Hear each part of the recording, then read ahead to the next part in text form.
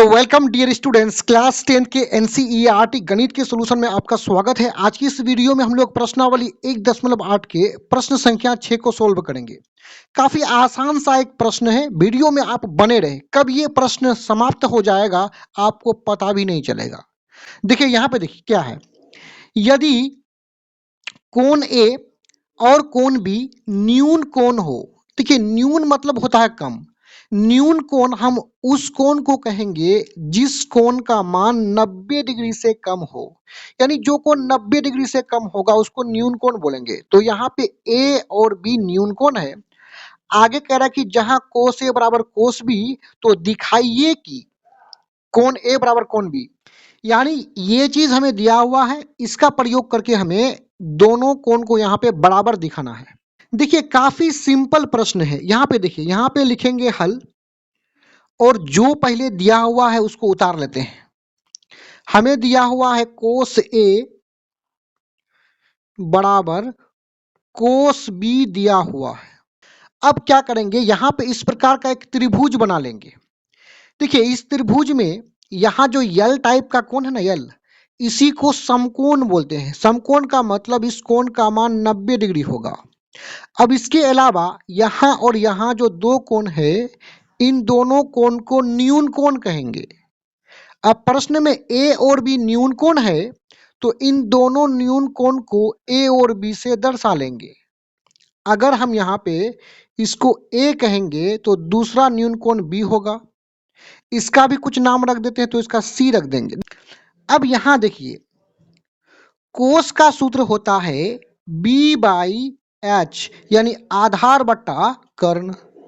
यहाँ जो कोस बी है इसका भी सूत्र होगा बी बाई एच, यानी आधार बाई कर्ण।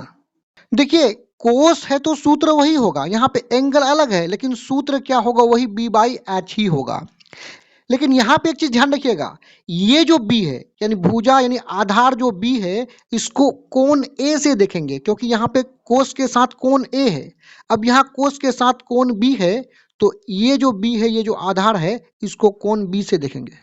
तो आइए यहाँ पे देखते हैं। देखिए किसी भी समकोण त्रिभुज में ये जो 90 डिग्री का कोण होता है ना, इसके ठीक सामने जो भुजा होगा इसको हम एच यानी कर्ण कहेंगे। अब देखिए यहाँ पे, देखिए यह जो बी है ये कोण ए से देखेंगे, क्योंकि इस सूत्र का दिया हुआ कोण ए है। तो यहाँ देखिए ए, तो दिया हुआ कोण ए है और ए के ठीक सामने जो भुजा होगा उसको हम पी कहेंगे, और कोण ए से जो संलग्न भुजा होगा इसको हम बी कहेंगे। और 90 डिग्री के सामने जो एच है ये फिक्स है, ये हमेशा एच रहेगा।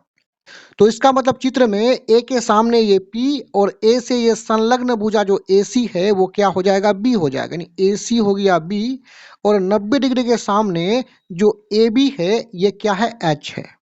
H क्या है, AB है। बराबर करेंगे। देखिए यहाँ पे कोस के साथ कोण B है, तो हम कोण B से देखेंगे।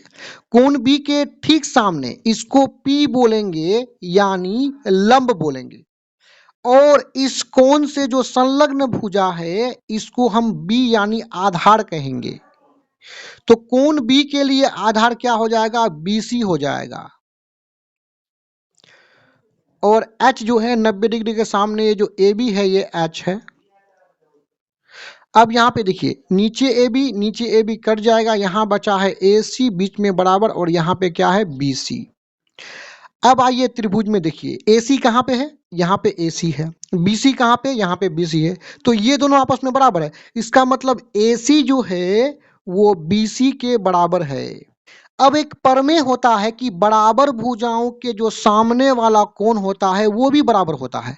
यानी ये दोनों भुजा बराबर है, तो इस भुजा के सामने जो कोण B है वो, और ये भुजा के सामने जो कोण है A, ये A और B आपस में बराबर होगा। तो उसी प्रमेय को यहाँ पे पहले लिख लेंगे।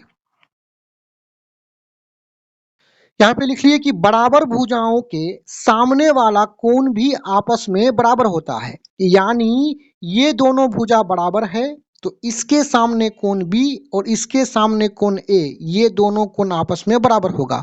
तो लिख लेंगे क्योंकि इस त्रिभुज में AC जो है AC BC के बराबर है, इसलिए AC के सामने, AC के जो सामने कोण B है वो कोण B वो भी किसके बराबर हो जाएगा? ये BC के सामने वाला कोण A के बराबर हो जाएगा। अब हमें जो साबित करना था उसमें A पहले था तो A को पहले कर दिए, B बाद में था तो B को बाद में कर दिए, पक्षों को अदल बदल कर सकते हैं। यही चीज को हमें प्रूव्ड करना था। तो यहाँ पे ये वीडियो समाप्त होता है। वीडियो जरा सा भी हेल्पफुल लगा है तो चैनल को सब्सक्राइब